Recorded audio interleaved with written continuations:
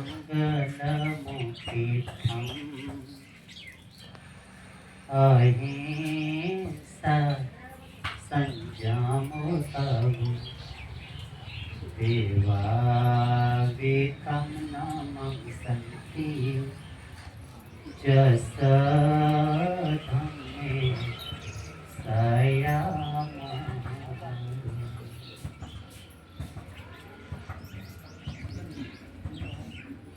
भांजेश्वर महादेव मंदिर सिकरिया कांड के पवित्र प्रांगण में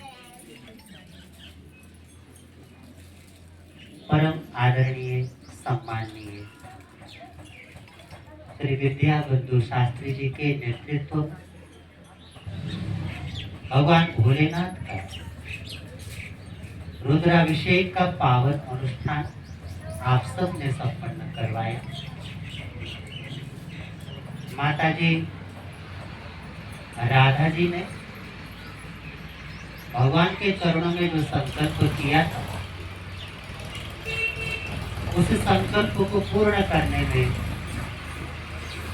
आप सबका योगदान उन्हें प्राप्त हुआ। ये परस्पर सहयोग की भावना है और एक दूसरे के उत्थान में सहयोगी बनके हम अपने जीवन को आगे बढ़ाते।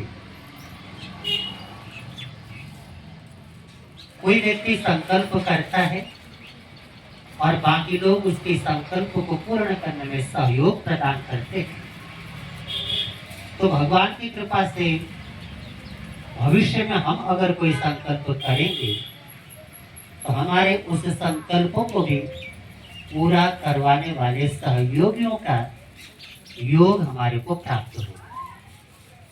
इसलिए दो लाइनें एक बार बोलेंगे। संकल्प हो हमारा इंसान हम बनेंगे, संकल्प हो हमारा इंसान हम बनेंगे। इंसान बन गए तो भगवान भी बनेंगे। इंसान बन गए तो भगवान भी बनेंगे। संकल्प हो हमारा इंसान हम बनेंगे। संकल्प हो हमारा इंसान हम बनेंगे। ये संकल्प हम सबको करना चाहिए कि हम इंसान बन जाएं। अगर भगवान बन सके तो बहुत अच्छा है, कम से कम इंसान तो हर व्यक्ति को बनना ही चाहिए। और ये योग्यता जन्मजात हमारे को प्राप्त है, हमें वैसा पुरुषार्थ कर लेना चाहिए। महर्षि व्यास जिन्होंने 18 पुराणों की रचना की, बड़े बड़े पुराण हैं, उन 18 पुराणों का नाम ही याद रखना बड़ा कष्ट साध्य कार्य है। उन 18 पुराणों के अंदर जो बातें उन्होंने लिखी हैं, उनको याद रखना, उनको जानना, पढ़ना, समझना तो और भी श्रम साध्य कार्य हो जाता है। और कोई व्यक्ति अगर ये विचार रखे कि मैं लगातार 18 पुराणों का अध्ययन करूंगा, तो बहुत सारा समय उसको देना पड़ता है। तो इन सब परिस्थितियों को देखते हुए महर्षि व्यास से पूछा गया, इतने मोटे मोटे ग्रंथ आपने लिखे हैं, अब आदमी कब तो उनको पढ़ेगा, कब उनको समझेगा, कब सीखेगा और कब अपने जीवन के ऊपर वो चीजें लागू करेगा। अब आपने तो लिखा है, तो 18 पुराणों का जो सार है आप वो बताइए, ताकि उस सार से सब लोग लाभान्वित हो सके।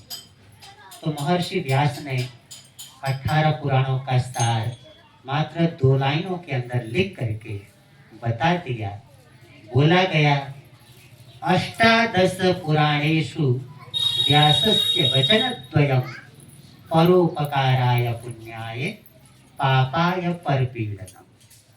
दो ही वचन उन्होंने 18 पुराणों के अंतर्गत लिखे। अगर हम किसी दूसरे का उपकार करते हैं तो ये पुण्य होता है, और किसी दूसरे को पीड़ा पहुंचाते हैं तो ये पाप होता है। बात आपको समझ में आ रही? हमारे व्यवहार से, हमारे उठने बैठने से, हमारे बोलने से अगर किसी को कष्ट होता है, किसी को पीड़ा पहुंचती है, तो इसका अर्थ है कि हम क्या कर रहे हैं? पाप कर रहे हैं। और हमारे प्रत्येक व्यवहार से दूसरे का उपकार होता है, अर्थात दूसरे को लाभ पहुंचता है, तो इसका मतलब है कि हम पुण्य कर रहे हैं। और जब पुण्य करने की बात आई तो एक और प्रश्न पूछा गया कि पुण्य कितने प्रकार से किया जाता है। तो भगवान ने कहा कि 9 रास्ते हैं, 9 रास्तों से कोई व्यक्ति पुण्य कर सकता है। वो 9 प्रकार के पुण्य हैं: अन्न पुण्य, पान पुण्य, वस्त्र पुण्य, लयन पुण्य, शयन पुण्य, मन पुण्य, वचन पुण्य, काया पुण्य, नमस्कार पुण्य। ऐसे 9 प्रकार के पुण्य। अब आप देखो, किसी को भोजन करवाते हैं तो पुण्य हो जाता है, जल पिलाते हैं तो पुण्य हो जाता है, किसी को वस्त्र दान करते हैं तो पुण्य हो जाता है, किसी को मकान प्रदान करते हैं तो पुण्य हो जाता है, किसी को उठने बैठने की जगह प्रदान करते हैं तो पुण्य हो जाता है। अच्छा चलिए, ये जो 5 प्रकार के पुण्य है ना, इनको करने के लिए कोई ना कोई साधन चाहिए। आपके पास भोजन होगा तो भोजन दे पाओगे, नहीं होगा तो कहाँ से दोगे? आपके पास जल होगा तो जल पिलाओगे, नहीं होगा तो कैसे पिलाओगे? वस्त्र होगा तब दोगे। इन 5 पुण्यों को करने के लिए कोई ना कोई सामान, कोई साधन हमें चाहिए। लेकिन अंतिम जो 4 पुण्य है ना जी, उनको करने के लिए कोई साधन नहीं है। मन पुण्य, वचन पुण्य, काया पुण्य, नमस्कार पुण्य। मैं मन से दूसरे का भला सोचूं, पुण्य हो जाएगा। मैं ऐसी भाषा बोलूं जो हमेशा दूसरे के लिए लाभ प्रदायक हो, दूसरे को शांति देने वाली, प्रसन्नता देने वाली हो, तो पुण्य हो जाएगा। मैं शरीर से किसी को कष्ट न दूं तो पुण्य हो जाएगा।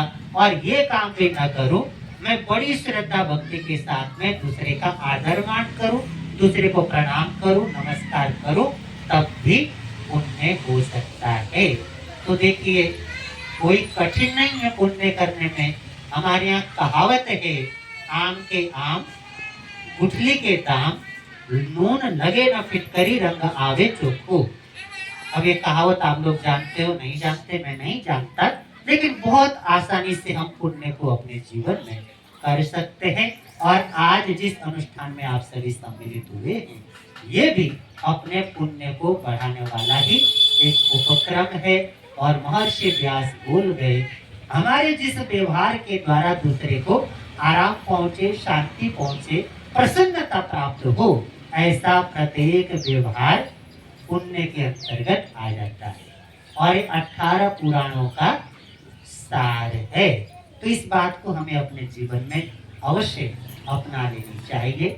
और महादेव तो जैसा हमारे विद्यावतु शास्त्री जी ने बताया, वो काल के भी महाकाल हैं, संपूर्ण ब्रह्मांड के अधिनायक, संपूर्ण देव जगत के अधिनायक। और भगवान राम बोलते हैं कि जो व्यक्ति महादेव को भजे बिना मुझे पुकारेगा, मेरा आशीर्वाद चाहेगा, उसको आशीर्वाद बोलो बोलो नहीं मिलेगा। नहीं मिलेगा। भगवान राम बोलते हैं कि मुझे अगर पाना है या मेरी कृपा को पाना है, उसको पहले क्या करना पड़ेगा? महादेव की भक्ति करनी होगी। जो महादेव की भक्ति करेगा उसी को मेरी भक्ति प्राप्त हो सकती है, मेरा आशीर्वाद प्राप्त हो सकता है। ये भगवान राम के वचन हैं, जिनको महर्षि गोस्वामी तुलसीदास जी महाराज ने अपने शब्दों में पिरोया है। तो महादेव की महिमा इससे बढ़कर के क्या हो सकती है? ऐसे महादेव जितने शक्तिशाली हैं उतने ही भोले हैं। इसलिए तो हमने उनको भोलेनाथ कहा। वो सबको आशीर्वाद देते हैं, सबको वरदान प्रदान करते हैं। ऐसे भोलेनाथ का रुद्राभिषेक, और क्या मजे का इनका जीवन है। बाकी किसी भगवान का कोई अनुष्ठान करवाना हो ना, वो कुछ ना कुछ खर्चीला होता है। और महादेव का कोई अनुष्ठान करवाना हो, आप सीधा सीधा बेलपत्र ले जाकर के चढ़ा दो, जल का एक लोटा ले जाकर के चढ़ा दो, क्या खर्चा लगता है उसमें, और भगवान भोलेनाथ का आशीर्वाद प्राप्त हो जाता है। सस्ते से सस्ती पूजा भगवान भोलेनाथ की हो जाती है। कैसे कृपालु, सबके ऊपर अपनी कृपा बरसाने वाले भगवान महादेव भोले भंडारी, उनका यह अनुष्ठान आपने यहाँ संपन्न किया। श्री सत्य साई मंदिर को चलेगा और उस मंदिर को संभालने वाली वहाँ की समिति और इस समिति के प्यारे प्यारे ये सभी चेहरे, ये रल मिल करके भगवान की भक्ति का पवित्र प्यारा वातावरण यत्र तत्र बनाते रहते हैं। सबको बहुत बहुत शुभकामनाएं, आशीर्वाद, मंगल कामनाएं हैं। इसी प्रकार हम सब रल मिल करके इस क्षेत्र में धर्म की मशाल को आगे बढ़ाते रहे। और कहावत है, मैं अकेला चला था जाने भी मंजिल, मगर लोग मिलते गए और कारवां बनता चला गया। ऐसा ही होगा। जब अच्छे रास्ते पे चलना हो तो ये कभी परवाह नहीं करनी चाहिए कि कितने लोग मेरे साथ चलने को तैयार हैं। बस हमारे को जच गया, हम चल पड़े। जिनको जचेगा वो आते जाएंगे, साथ में मिलते जाएंगे। और धीरे धीरे गंगोत्री से निकलने वाली जो गंगा है, बहुत छोटे रूप में निकलती है और समुद्र में जब पहुंचती है तो विशाल नदी के रूप में बड़ी हो जाती है। वैसा ही वातावरण हम भी बना सकते हैं। और ये जो छोटा मोटा प्रयास हम लोग करते हैं, इसी प्रकार के अनुष्ठान करके, इसी प्रकार के उपक्रम करके हम अपने क्षेत्र में धर्म की गंगा को बहाने का, धर्म की मशाल को आगे बढ़ाने का प्रयास हमेशा हमेशा करते रहें। यही हमारी सद्भावना, मंगल कामना आप सबके लिए है। इस भूमि का, इस मंदिर का जो महत्व है, अभी विद्यावंतु शास्त्री जी ने आपको बताया कि जिनका यहाँ पर शिवलिंग जो स्थापित था, वो अपनी मर्जी से कभी कहीं पहुंच जाया करता है। अर्थात साक्षात चमत्कार यहाँ पर इस भूमि पर रहा हुआ है। महादेव की कृपा इस भूमि पर रही हुई है। और बहुत मजेदार इसका नाम है, भांजेश्वर महादेव। कभी आप लोगों ने गौर किया कि भांजेश्वर शब्द का क्या अर्थ होना चाहिए? मैं इसी बारे में सोच रहा था। दो अर्थ मुझे समझ में आते। भांजेश्वर महादेव, भांज जो शब्द है ना, ये दो प्रकार के अर्थ को ध्वनित करता है। एक तो भांजना होता है, भांजने का अर्थ होता है तोड़ना, भांजने का अर्थ होता अलग कर देना, तोड़ दे। तो यहाँ पर जो व्यक्ति आकर के अपना मस्तक नवाता है, महादेव उसको क्रोध से, अभिमान से, जो गलत प्रवृत्तियां हमारे भीतर में पनपती हैं, ऐसी गलत प्रवृत्तियों से अलग कर देते हैं, उनको हमारे जीवन से तोड़ देते हैं। तमाम व्यसनों से हमें मुक्त करने में वो समर्थ है। इसलिए उनका नाम भांजेश्वर महादेव रखा गया। दूसरा अर्थ इसका है भांजेश्वर, अर्थात भांजों का स्वामी, भांजों में सबसे बड़ा। और आप जानते हैं रिश्तों में जो भांजा होता है ना, बहन का बेटा, उसको भांजा बोलते हैं। और भांजा चाहे काला हो, गलूटा हो, ठिगना हो, मोटा हो, जैसा मर्जी हो, भांजा हमेशा पूज्य होता है। जब कभी कोई पंडित न मिले, हमने बहुत सारे स्थलों में देखा है, अपने भांजे को पंडित के स्थान पर बिठा करके उसके चरणों में माथा टेक करके अपना अनुष्ठान पूर्ण कर लेते हैं।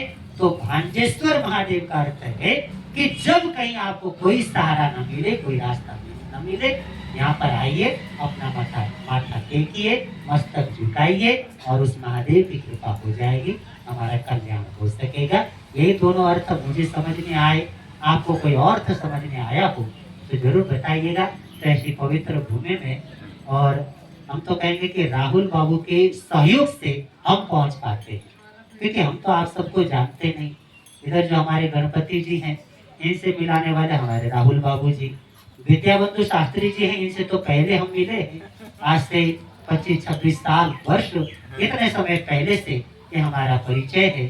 अब उसके बाद हमें भी नहीं पता था कि उस समय जो हम यहाँ पर आकर के गए, भविष्य में कभी आएंगे और यहीं बस जाएंगे, कभी सोचा नहीं था। तो तब से परिचित हैं। और इधर हमारे महावीर बाबू हो गए, बाकी सारे सदस्य हो गए, सब चेहरे बहुत प्यारे हैं, बड़े अपने हैं।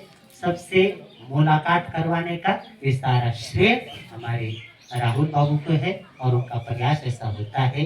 सिमड़े गांव और आसपास में जहाँ पर भी कोई ऐसा अनुष्ठान हो तो हम गुरु जी को लेकर के जाएं और ऐसे सबको लाभ प्राप्त हो, इस प्रकार का भाव राहुल बाबू के मन में रहता है।